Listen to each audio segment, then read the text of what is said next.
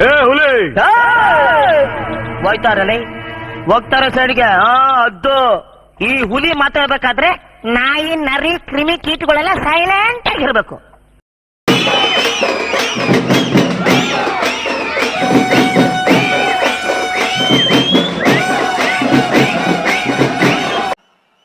ಇದು RCBಯ ಹೊಸ ಅಧ್ಯಾಯ.